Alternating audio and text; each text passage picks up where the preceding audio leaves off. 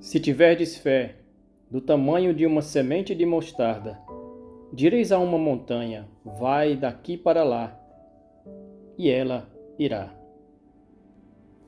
Em nome do Pai, e do Filho, e do Espírito Santo. Amém. Evangelho de Jesus Cristo, segundo Mateus, capítulo 14, versículos do 22 ao 36. Depois que a multidão comera até saciar-se, Jesus mandou que os discípulos entrassem na barca e seguissem à sua frente, para o outro lado do mar, enquanto ele despediria as multidões. Depois de despedi-las, Jesus subiu ao monte para orar a sós. A noite chegou e Jesus continuava ali, sozinho. A barca, porém, já longe da terra, era agitada pelas ondas, pois o vento era contrário. Pelas 3 horas da manhã, Jesus veio até os discípulos, andando sobre o mar.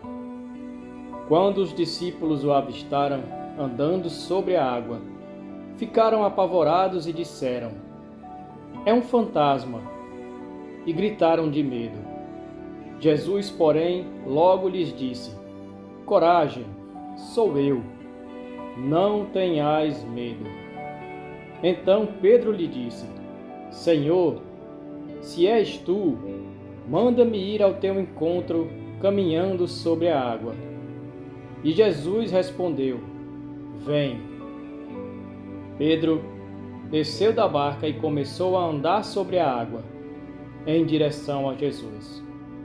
Mas quando sentiu o vento, ficou com medo e, começando a afundar, gritou: "Senhor, salva-me!" Jesus logo estendeu a mão, segurou Pedro e lhe disse: "Homem fraco na fé, por que duvidaste?" Assim que subiram na barca, o vento se acalmou, e os que estavam na barca prostraram-se diante dele, dizendo: "Verdadeiramente, tu és o Filho de Deus." Palavra da salvação. Glória a vós, Senhor. O acontecimento narrado no Evangelho de hoje se passa logo após a realização da primeira multiplicação dos pães. Esse milagre da multiplicação dos pães foi algo surpreendente para os seus discípulos e, com certeza, fez com que a fé deles crescesse. Então Jesus mandou que os discípulos entrassem na barca e seguissem à sua frente. Mas Jesus não vai com eles, ou seja, logo após realizar esse fato surpreendente, Jesus ordena que seus discípulos sigam em frente e façam algo que já era parte do cotidiano de suas vidas: navegar, pois entre eles haviam vários pescadores, se nós bem lembramos. O lago, que era o ambiente comum de boa parte dos discípulos de Jesus, representa justamente isto: a vida cotidiana, o ambiente normal, a vida comum dos discípulos. As ondas que nós vemos neste Evangelho representam as lutas diárias que todos nós precisamos enfrentar. Na nossa vida cotidiana, na nossa vida diária, também enfrentamos muitas lutas, muitos vendavais, muitos momentos difíceis. E ao entrarmos nesse cotidiano de nossas vidas, com os desafios, com as lutas, o que não podemos jamais esquecer é que Jesus permanece sempre conosco, ainda que nós não o vejamos. Assim como os discípulos não estavam vendo Jesus, pois ele não estava com eles ali, presente fisicamente naquele momento, será a fé que nos ajudará a compreender que Jesus está conosco no ordinário, no comum da nossa vida e também nos momentos extraordinários.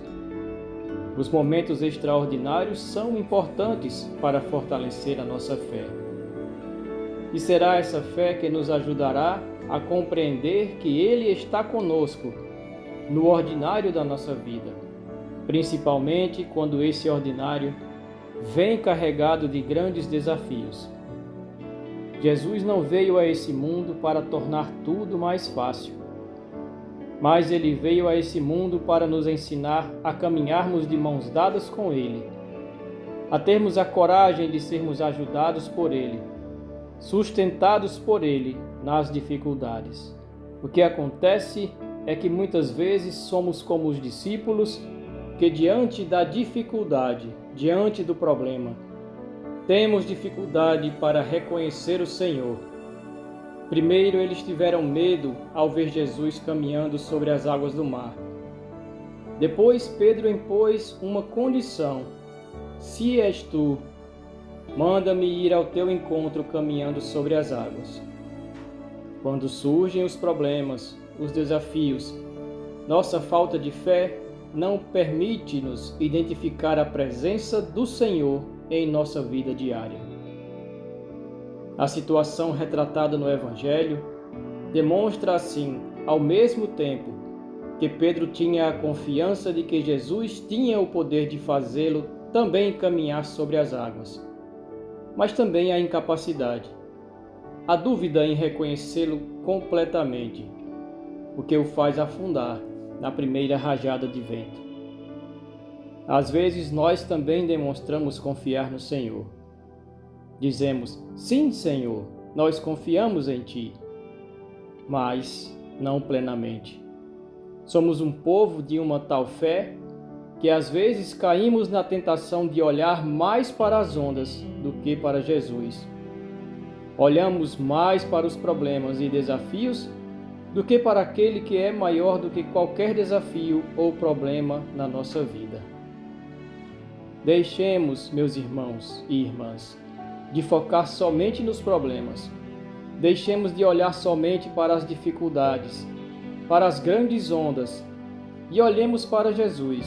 Olhemos para aquele que é maior do que qualquer desafio ou problema na nossa vida. Olhemos para aquele que está sempre conosco e quer sempre nos sustentar com sua mão.